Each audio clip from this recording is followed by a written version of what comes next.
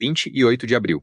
A Vale divulga um EBITDA de 3,9 bilhões de dólares no primeiro trimestre, 21% maior que um ano antes, com lucro subindo 36%, e o diretor financeiro dizendo em teleconferência gravada que a empresa está cada vez mais confiante em pagar dividendos extraordinários ao longo do ano. 6 de julho, um fato relevante. O presidente do Conselho de Administração renuncia a efeitos imediatos. 8 dias depois, o Conselho se reúne de emergência, elege um presidente interino por maioria. E o vice-presidente voto vencido registra em ata que a Previ pediu formalmente a saída do antecessor. Mesma empresa, mesmo semestre, dois sinais opostos. E um documento que a maioria dos investidores não vai ler. E é exatamente esse tipo de contradição que separa quem reage à manchete de quem analisa balanço. Porque a resposta não está na notícia, está nos documentos que a própria Vale publicou nos últimos 90 dias. A pergunta que este episódio responde é uma só: a crise no Conselho muda a tese da Vale, ou o melhor primeiro trimestre operacional em anos fala mais alto? Fica comigo até o placar final, porque o número que fecha essa conta não é o que aparece nas manchetes. A Vale negociada na B3, sob o código Vale 3 e em Nova York como Vale.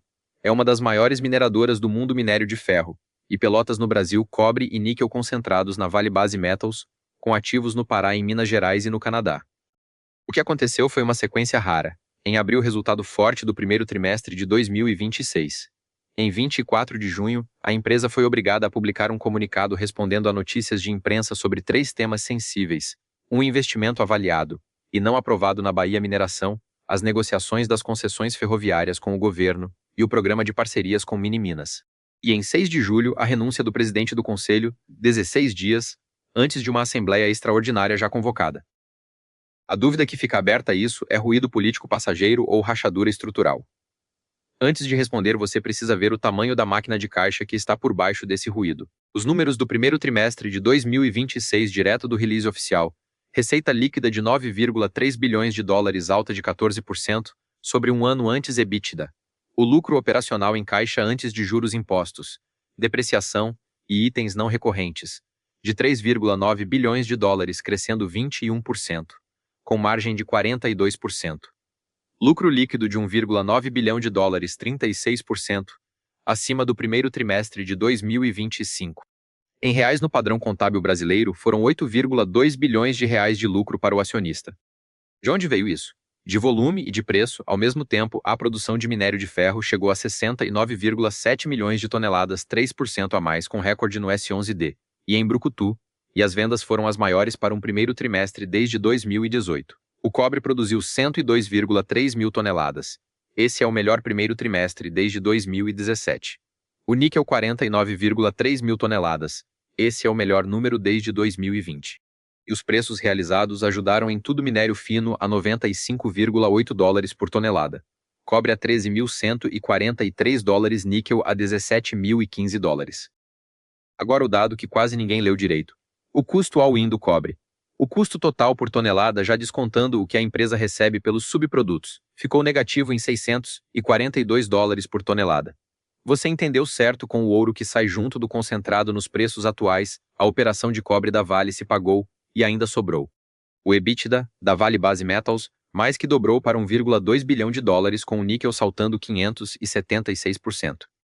O fluxo de caixa livre recorrente foi de 813 milhões de dólares, 60, e 1% maior, com investimentos de 1,1 bilhão de dólares dentro da projeção oficial da empresa de 5,4 a 5,7 bilhões de dólares para o ano. Guarda esses dois números: 3,9 bilhões de EBITDA e 642 negativos no cobre. Eles voltam no veredito. Mas antes você precisa saber quem manda nessa empresa. Porque é aí que a história de julho começa. Pela composição acionária de 31 de maio de 2026, os maiores acionistas são a BlackRock, com 7,1%, a Previ, o fundo de pensão dos funcionários do Banco do Brasil, com 6,8%, a japonesa Mitsui, com 6,5%. Todo o resto, mais de 70% do capital, está pulverizado no mercado. A empresa está listada no novo mercado da B3, o segmento mais exigente de governança, o que garante uma ação ordinária por lote e 100% de tag along. Se alguém um dia comprar o controle, você minoritário recebe o mesmo preço por ação. Só que tem um detalhe histórico. A União ainda carrega 12 Golden Shares, ações especiais que dão poder de veto em decisões específicas. E é nesse pano de fundo que junho e julho ficam interessantes. No dia 24 de junho, A Vale publicou um comunicado se defendendo de notícias de imprensa, e o texto é revelador. A empresa afirma que avaliou e não aprovou o investimento na Bahia Mineração, que as parcerias com Miniminas passam por comitê técnico multidisciplinar e que as decisões são tomadas de forma técnica independente e pautadas no melhor interesse da Vale. Quando uma companhia precisa escrever isso num documento oficial, é porque alguém em algum lugar sugeriu o contrário. 12 dias depois, o presidente do conselho, Daniel Stiller, no cargo desde 2023, no colegiado desde 2021 e historicamente ligado à Previ, renunciou com efeitos imediatos. E em 14 de julho, o conselho se reuniu de emergência e elegeu Wilfred Bruin como presidente interino até a Assembleia Extraordinária do dia 22. A eleição foi por maioria com o vice-presidente Marcelo Gasparino registrando voto dissidente. Ele achava que o conselho não deveria deliberar e deveria esperar a Assembleia dos Acionistas. O documento é público. Do lado da vantagem competitiva duradoura, o quadro é mais tranquilo. A Vale opera Carajás, uma das províncias minerais de maior teor de ferro do planeta, com logística própria integrada de ferrovia e porto, e um portfólio flexível que elevou o prêmio de qualidade para $6,2 por tonelada no trimestre. No CAL, a gestão estimou que essa melhora vale cerca de $800 milhões de receita anualizada. E a alocação de capital tem regra escrita. A política de remuneração garante no mínimo 30% do EBITDA, ajustado menos o investimento corrente, em 2 parcelas por ano, com espaço para dividendos extraordinários. Estrutura sólida, regra clara, mas um presidente interino que serve até depois de amanhã. Segura essa imagem. Ela decide o veredito lá na frente. Antes de seguir, um combinado rápido. Esse tipo de análise, documento oficial aberto, página citada, número rastreável, leva dias para ficar pronta e sai toda semana aqui no canal. Se você quer aprender a ler uma empresa antes de decidir o que fazer com ela, se inscreve e ativa o sininho. Ainda hoje, o risco que não aparece no lucro, o placar de avaliação completo da Vale 3 e o número exato que destrava dividendos extraordinários. Vamos em frente. O cenário externo aperta e ajuda ao mesmo tempo. O real se valorizou 5,1% frente ao dólar no trimestre. Bom para as provisões em reais, ruim para o custo de quem produz em real e vende em dólar. No call, a gestão trabalhou com as premissas de mercado do relatório Focus, câmbio médio de 5,25 e petróleo a $90 o barril. Com essas premissas, a empresa afirma que entrega o custo C1 no topo da projeção oficial do ano. Do lado da demanda, a produção de aço global segue estável segundo a companhia mesmo com o conflito no Irã, tirando a planta do Bahrein do circuito de Pelotas. E tem um dado de oferta que joga a favor de quem tem custo baixo pela conta da própria Vale. O encarecimento de frete e diesel deslocou a curva de custos da indústria em 5 a $10 por tonelada. E uma queda de $10 no preço deixaria mais de 50 milhões de toneladas de minério mundo, afora com margem negativa. Traduzindo, o concorrente marginal sofre antes da Vale. Liquidez não é preocupação. Vale 3 é uma das ações mais negociadas da B3 com capital total avaliado em $72 bilhões na posição de maio. O problema você já percebeu, não é mercado. É o que vem agora. Aqui está o paradoxo do trimestre, o lucro subiu 36% e o caixa da empresa encolheu $2,4 bilhões. As duas frases são verdadeiras e estão no mesmo release, e a distância entre elas é onde mora o risco.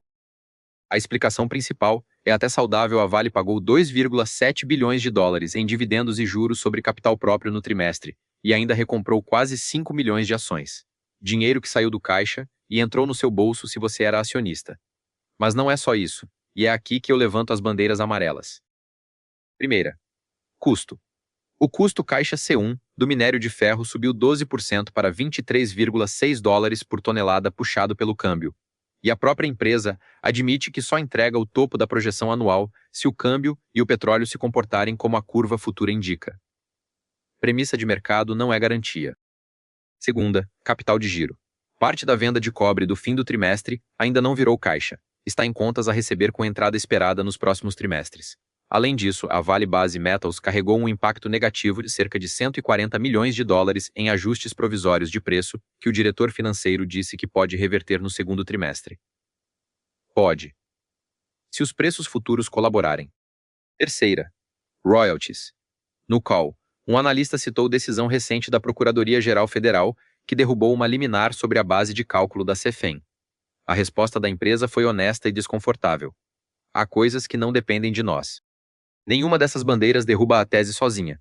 Mas existe um risco maior mais lento que não cabe em um trimestre. E é dele que a gente fala agora. 3 riscos de longo prazo em ordem de peso. Primeiro, concentração na China e no ciclo do ferro.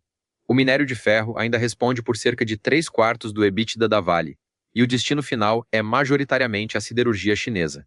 A própria empresa projeta que a produção doméstica de minério na China caia de 260 para cerca de 160 milhões de toneladas, o que ajuda a importação, mas também vê a sucata crescendo gradualmente. Se a construção civil chinesa desacelerar de vez, nenhuma eficiência operacional compensa. É a natureza cíclica do negócio e ela não tem cura, só gestão. Segundo, o passivo socioambiental. Brumadinho e Samarco seguem no balanço como provisões dentro da dívida líquida expandida que fechou o trimestre em 17,8 bilhões de dólares. O programa de reparação da Samarco já desembolsou 74,7 bilhões de reais até março de 2026.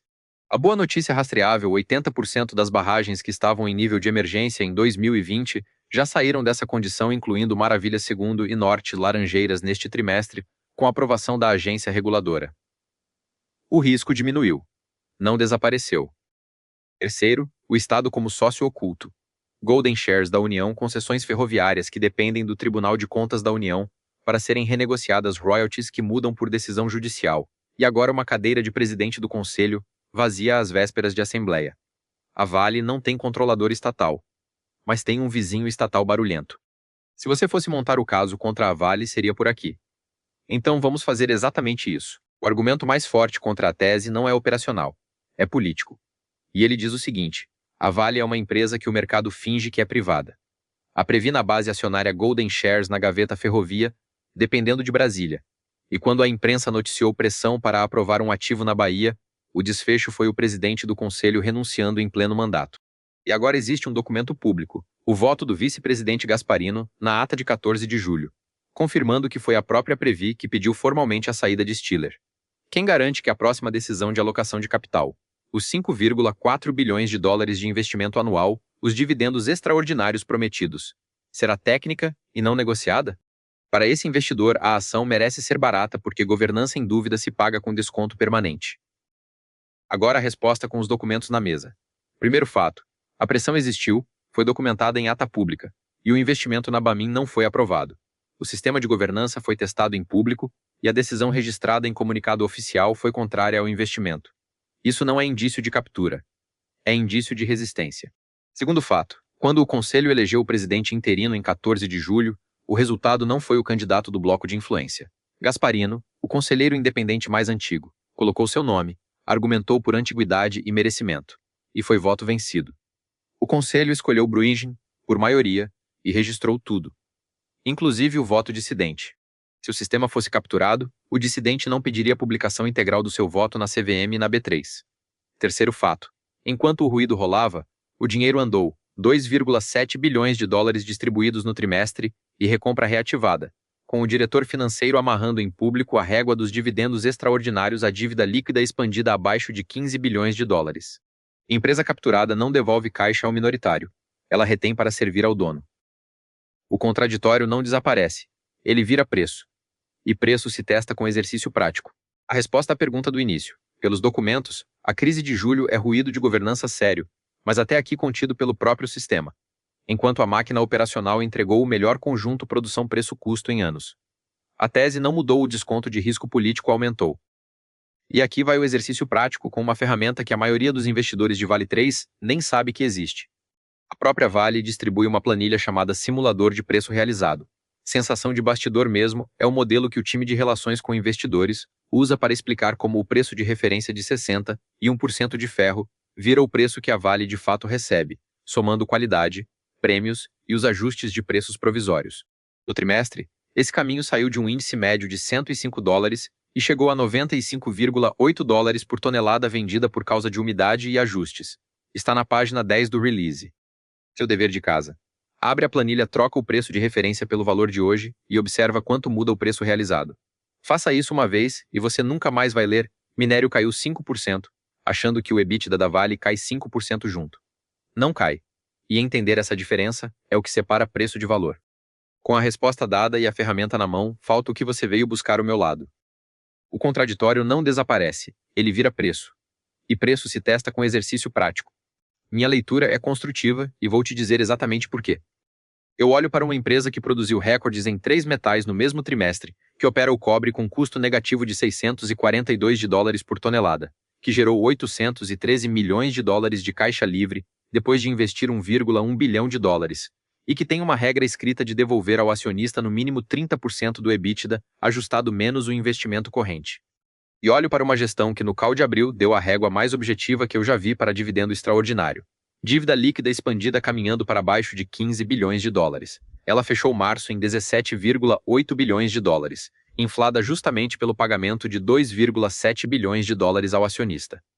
E olho para um conselho que, quando a cadeira ficou vazia, se reuniu em 8 dias, elegeu um interino por maioria, registrou o voto dissidente em ata pública e mandou tudo para a CVM. O negócio subjacente, para mim, está mais forte do que o preço da manchete sugere. E a governança, embora sob estresse, respondeu dentro do rito. Mas seria desonesto não te mostrar o outro lado com a mesma régua. O fato relevante de 6 de julho existe, e renúncia imediata de presidente de conselho não é evento cosmético. Em empresa sem controlador, o conselho é o controle. O voto do Gasparino confirma que a Previ pediu a saída de Stiller, o que transforma o que parecia decisão pessoal em disputa de poder documentada. O custo C1 subiu 12% e a entrega das metas depende de câmbio e petróleo que a Vale não controla. E o presidente atual é interino. Serve até a Assembleia de amanhã. Se a AGE é de 22 de julho e a recomposição definitiva do Conselho saírem mal, o desconto de governança não fecha. Ele se cristaliza. Dois lados, mesma base documental. O que desempata, como sempre, não é opinião. É a lista de verificação. Lista de verificação. Pergunta 1. Mineração setor com séculos de história e demanda estrutural. 2 pontos. Pergunta 2. Entre as maiores produtoras globais de minério de ferro líder em Pelotas. 2 pontos. Pergunta 3. Novo mercado. Tag along de 100%. 2 pontos. Pergunta 4. Sem controlador estatal, mas golden shares da União e pressão política documentada em comunicado. 1 ponto. Pergunta 5. Capital estável e recompra em curso sem diluição relevante. 2 pontos. Pergunta 6. Sem compra de insiders documentada, recompra da companhia de 74 milhões de dólares no trimestre. 1 ponto. Pergunta 7. Tese simples, maior mineradora de ferro do Ocidente, cobre e níquel crescendo caixa distribuído. 2 pontos. Pergunta 8. Uma das ações mais líquidas da B3. 2 pontos. Pergunta 9. Mais de 2 décadas de bolsa histórico de cotações desde 2000. 2 pontos. Pergunta 10. Política de remuneração mínima escrita e 2,7 bilhões de dólares pagos só no trimestre. 2 pontos. 18 de 20. Muito sólido. A lista de verificação confirma a qualidade estrutural do ativo. A questão central não é a qualidade do negócio, é o preço pago por ela. Fica a reflexão. Quando uma empresa entrega o melhor trimestre em anos, perde o presidente do conselho, ganha um interino em 8 dias e publica o voto dissidente para o mercado inteiro ler. O que pesa mais na sua decisão, o balanço ou o noticiário? Me conta nos comentários como você lê esse conflito, porque quero usar as melhores respostas no próximo episódio. Ele já tem data. Amanhã, 22 de julho, é a Assembleia que vai definir quem fica na cadeira de presidente do conselho. E dia 30 sai o resultado do segundo trimestre. A gente se encontra lá com os documentos abertos. Todo o conteúdo discutido aqui tem caráter estritamente educacional e se baseia exclusivamente em dados públicos disponibilizados pela CVM e pelas próprias companhias. Nenhuma métrica, múltiplo ou análise apresentada constitui recomendação de compra ou venda de qualquer ativo. A calibragem de risco e a decisão de alocação são atribuição fiduciária e intransferível de cada investidor. O mercado é sempre soberano.